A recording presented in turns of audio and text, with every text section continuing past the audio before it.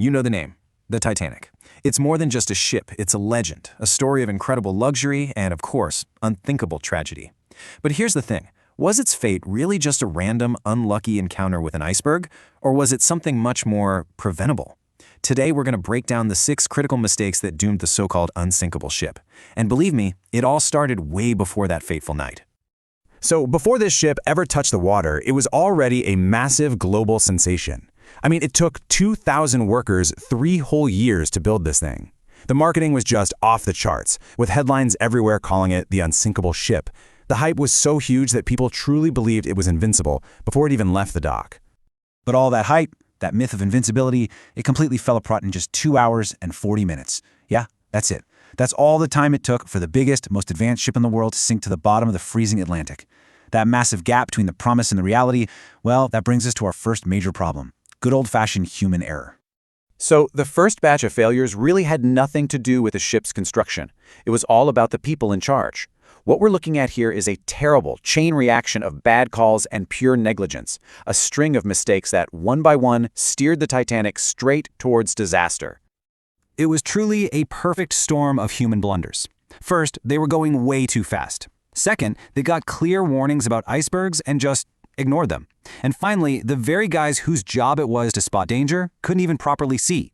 Let's dig into how each of these mistakes just made the next one worse. All right. Mistake number 1, speed. From the second it left the port, the Titanic was basically in a race. The owners, the White Star Line, they wanted this grand on-time arrival in New York. They wanted headlines. And that pressure pushed the captain to crank the speed up to dangerous levels, completely ignoring the fact that this was a brand new ship in icy waters. Safety just took a back seat to publicity. Get this. 6. That's how many separate iceberg warnings the Titanic received on the night of the disaster. 6. In fact, another ship that was just a few hours ahead of them sent a message that basically screamed, "Hey, there's a massive ice field right in front of you." So why on earth was no one listening? Well, it's almost unbelievable. The wireless operators were so swamped sending personal messages for the rich first-class passengers, having a wonderful time, wish you were here, that they treated the iceberg warnings like spam. They just didn't pass the most critical messages of the entire voyage up to the captain on the bridge. A total communication breakdown. And then there's this little detail, which is just mind-blowing. The men posted up in the crow's nest. Their one job was to look for danger. And they had no binoculars. They were just using their own eyes, trying to pierce through the dark and fog of the North Atlantic. So they only saw that massive football field-sized iceberg when it was right on top of them. Way, way too late to turn a ship that huge. Okay, so the human errors were piling up. But that's only half of this tragic story. The problem was also baked right into the ship itself.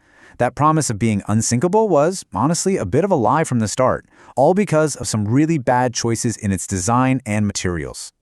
Which leads us to mistake number 4. And it's all about these little things called rivets, the metal pins that hold the whole hull together. They were supposed to be made of strong steel, but to save a little money and time, the builders used cheap, brittle cast iron instead. So when the iceberg hit, the rivets didn't bend, they just popped. They shattered like glass, and the ocean started pouring in. And that brings us to mistake number 5, the failure of the ship's big, famous safety feature.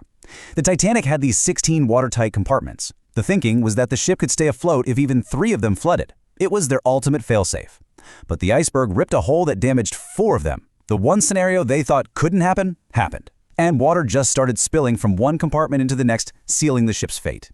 And now we get to probably the most famous and most infuriating mistake of all, the lifeboats. I mean, just look at this chart. The gap is horrifying. The ship had room for 32 lifeboats, but to make the decks look prettier and feel more spacious, it sailed with only 20. That was only enough space for about half the people on board. Over 1,000 people had absolutely no chance of escape from the very start. So, you've got this terrible situation, a sinking ship and not nearly enough lifeboats. This set the stage for the final, awful act of this tragedy, the evacuation itself. And let me tell you, it wasn't orderly, it was pure chaos, and that chaos would cost hundreds of people their lives.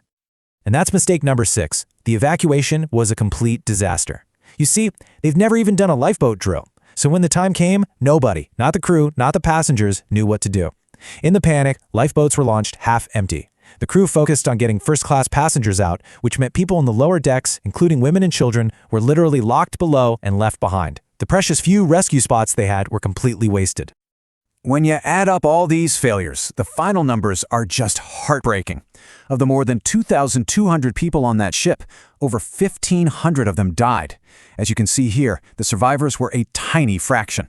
It's a staggering loss of life, and it's so much more tragic when you realize just how preventable it all was. And the end came terrifyingly fast. The first lifeboat didn't even get launched until almost 1 in the morning, well over an hour after the collision. Then, a little after 2 a.m., the lights flickered and died, plunging everyone into total darkness. Just 2 minutes later, the massive ship literally snapped in half before slipping beneath the waves forever. And for the 1,500 people who were thrown into that dark ocean, there was no hope. The water was -2 degrees Celsius. That's below freezing. At that temperature, survival is measured in minutes. It just wasn't possible. So it all comes back to this one big question. Was it really the iceberg that sank the Titanic? Sure, the iceberg was the weapon, but it wasn't the cause. When you look at the reckless speed, the ignored warnings, the cheap parts, the missing lifeboats, and the chaotic evacuation, you realize this wasn't an accident. It was almost an inevitability, born from a deadly mix of greed, negligence, and just plain human arrogance.